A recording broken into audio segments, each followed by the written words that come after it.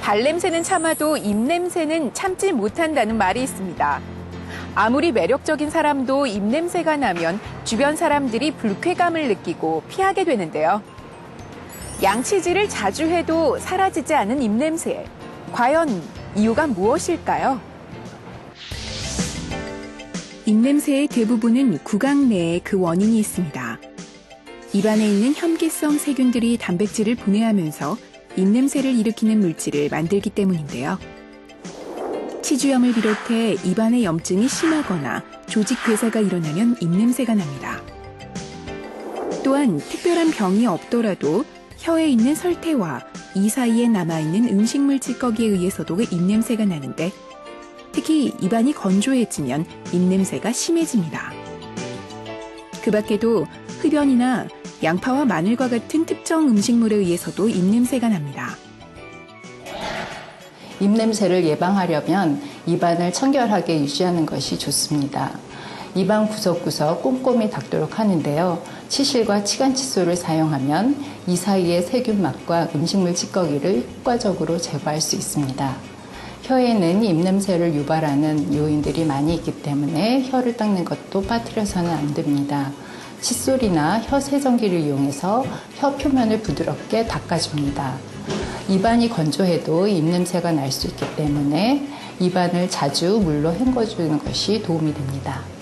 만일 다른 증상들과 함께 입냄새가 심하게 난다면 치과에 오셔서 정밀 검사와 함께 거기에 맞는 적절한 치료를 받으시는 것이 좋습니다. 입냄새가 난다면 구강이 아닌 다른 원인을 살펴봐야 하는데요. 먼저 코에 의한 것을 의심해 볼 수 있습니다. 비염이나 축농증에 의해 코가 막히면 입으로 숨을 쉬게 되는데요. 그렇게 되면 입이 건조해져서 구취의 원인이 될 수 있습니다. 따라서 별다른 이유 없이 입냄새가 나면서 코가 막히는 증상이 있다면 약물이나 수술로 코막힘을 교정할 필요가 있습니다.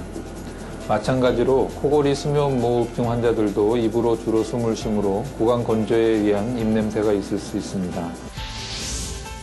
목이 아픈지도 살펴봐야 합니다. 편도 표면에 음식이 고이면서 형성된 세균막이 입냄새의 원인이 될 수 있기 때문입니다.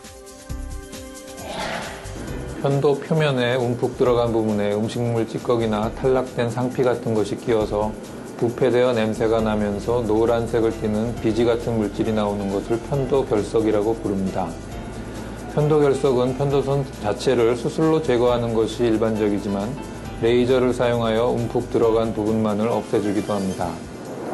구강, 편도, 후두 등의 악성 종양이 있을 때에도 구취가 생기므로 구취가 심하면 일단 이비인후과 의사의 진찰을 받을 필요가 있습니다.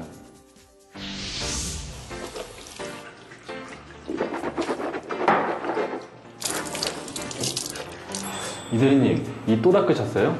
좀 전에도 닦았잖아요. 입냄새가 나는 것 같아서요. 뭘 먹지도 않았는데 왜 이런지 모르겠어요. 혹시 위가 안 좋은 거 아니에요? 네? 위요? 입냄새의 10%에서 20% 정도가 구강 외 원인으로 주로 다음과 같은 소화기관의 원인에 의합니다. 첫째, 식도 곁주머니라고 불리는 식도 개실이 있는 경우입니다. 개실 내 음식물이 고임으로 인해서 입냄새가 발생할 수 있습니다. 둘째, 역류성 식도염이 있는 경우입니다. 역류성 식도염이 있는 경우 주로 위산으로 이루어진 역류물질이 인후두와 구강까지 역류될 수 있으며 이 역류물질로 인해서 혀에 혐기성 세균이 과증식함으로써 입냄새가 발생할 수 있습니다. 셋째, 헬리코박터 세균입니다. 헬리코박터 세균이 대사 중에 배출하는 황화수소 등의 물질로 인해서 입냄새가 발생할 수 있습니다. 그 외 위염이나 궤양성 대장염, 크론병 등과 같은 염증성 장질환이 있을 수 있습니다. 그렇다면 소화기계의 문제로 생기는 입냄새는 어떻게 할 수 있고 또 치료 방법은 어떻게 될까요?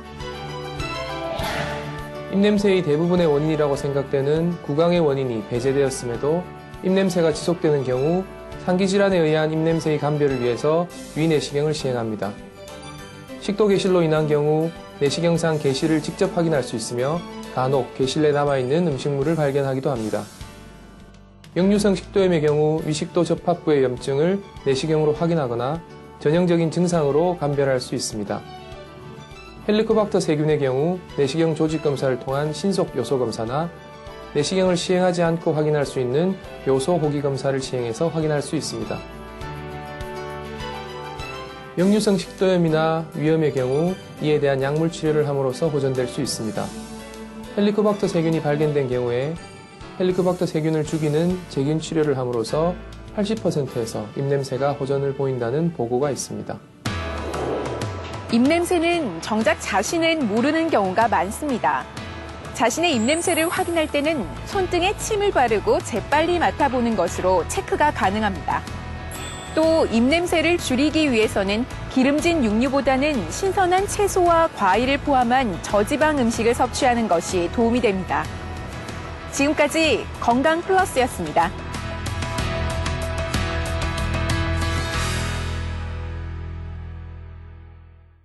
편도선 자체를 수술로 제거하는 것이 일반적이지만 레이저를 사용하여 움푹 들어간 부분만을 없애주기도 합니다.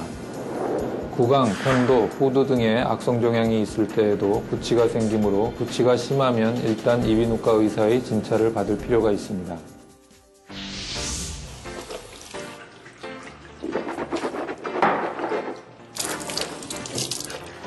이 대리님, 이 또 닦으셨어요? 좀 전에도 닦았잖아요. 입냄새가 나는 것 같아서요. 뭘 먹지도 않았는데 왜 이런지 모르겠어요. 혹시 위가 안 좋은 거 아니에요? 네? 위요? 입냄새의 10%에서 20% 정도가 구강 외 원인으로 주로 다음과 같은 소화기관의 원인에 의합니다. 첫째, 식도 곁주머니라고 불리는 식도 개실이 있는 경우입니다. 개실 내 음식물이 고임으로 인해서 입냄새가 발생할 수 있습니다. 둘째, 역류성 식도염이 있는 경우입니다.